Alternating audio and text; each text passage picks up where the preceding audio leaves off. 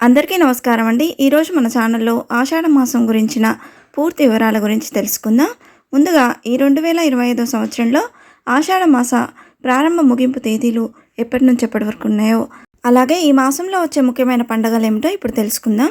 ఈ 2025 సంవత్సరంలో ఆషాఢ మాసం జూన్ 26 ఆషాఢ శుద్ధ పాడ్యంతో మొదలుకొని జూలై 24 ఆషాఢ అమావాస్యతో ఈ ఆషాఢ మాసం అనేది ముగుస్తుందండి. ఈ ఆషాఢ మాసంలో వచ్చే ముఖ్యమైన పండుగలు ఏమిటో ఇప్పుడు తెలుసుకుందాం. జూన్ 29, 2025 ఈరోజు తిథి చవితి తిథి, నక్షత్రం ఆశ్లేష నక్షత్రం. ఈరోజు నుండి లష్కర్ బోనాలు ఎదుర్కోలు అనేవి ప్రారంభం, అంటే ఈరోజు నుండి బోనాలు అనేవి ప్రారంభమవుతున్నాయి.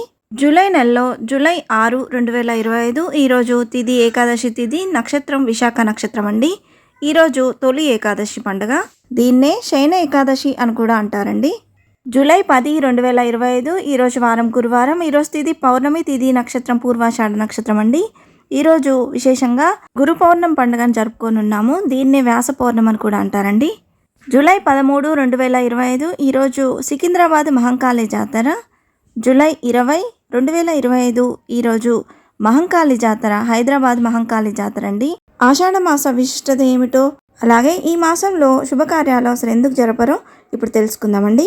జ్యోతిష శాస్త్రం ప్రకారం దక్షిణాయన ప్రారంభ మాసం ఆషాఢం. పౌర్ణమి రోజున ఉత్తరాషాఢ నక్షత్రం వచ్చినందున ఈ మాసానికి ఆషాఢ మాసం అని పేరు. వర్షాల ప్రారంభానికి ఇది సంకేతం. శ్రీ మహావిష్ణువుకు ఎంతో ప్రీతికరమైన శయన ఏకాదశి, తొలి ఏకాదశి ఈ మాసంలోనే మొదలవుతుంది. ఆషాఢం నుంచి మహావిష్ణువు యోగనిద్రలో ఉండటంతో ఈ మాసంలో వచ్చే ఏకాదశిని శయన ఏకాదశి అంటారు. ఈ మాసాన్ని శూన్యమాసం అని కూడా అంటారు. ఆషాఢ మాసం మంచిది కాదనే భావన చాలా మందిలో ఉంది. ఈ మాసంలో ఏ మంచి పని జరపడానికి ఇష్టపడరు. వివాహాలు, గృహప్రవేశాలు, నామకరణం, ఉపనయనాల వంటి శుభకార్యాలు ఈ మాసంలో నిర్వహించరు. కానీ శుభకార్యాలు జరిపించడంత మాత్రాన ఆషాఢ మాసం వ్రతాలకు, పూజలకు పనికిరాందేం కాదు. ఈ మాసం పూజలకు, తీర్థయాత్రలకు అనుకూలమైన మాసం. ఆషాఢ మాసంలో దేవశయన ఏకాదశి రోజు నుంచి శ్రీ మహావిష్ణువు నిద్రలోకి వెళ్తాడు. అందుకే ఆ సమయం నుంచి ఎలాంటి శుభకార్యాలు చేయకూడదని పండితులు చెప్తారు. అయితే విష్ణుమూర్తిని పూజించడం, మంత్రాలను జపించడం శుభప్రదంగా పరిగణిస్తారు.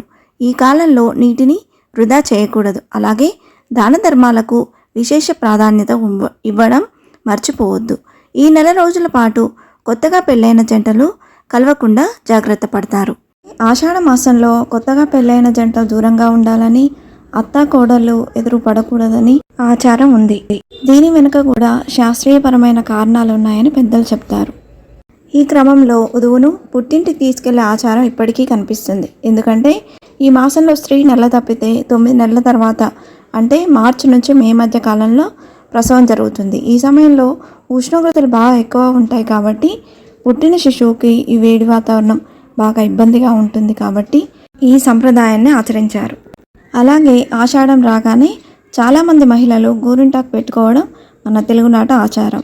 గోరింటాకు గౌరీదేవికి ప్రతీకంగా భావిస్తారు. ఈ మాసంలో అధిక వర్షాలతో నీటిలో మార్పులు చోటు చేసుకుంటాయి. క్రిములు, రోగాలు పెరిగే మాసం కూడా ఇదే. అందువల్ల మహిళలు నీటితో ఎక్కువగా పనిచేయడంతో ఈ గోరింటాకు పెట్టుకుంటే వారు అనారోగ్యం బారిన పడకుండా ఉంటారని ఆయుర్వేదం తెలియజేస్తుంది. ఇంతే ఫ్రెండ్స్, ఈ వీడియో మీకు నచ్చిందని ఆశిస్తున్నాను. ఇలాంటి ఇంట్రెస్టింగ్ వీడియోస్ కోసం please subscribe my channel and press the bell icon. అలాగే లైక్ చేయండి, షేర్ చేయండి. మీకు ఏమైనా సందేహం ఉంటే నా కమెంట్ బాక్స్లో పోస్ట్ చేయండి. Thanks for watching.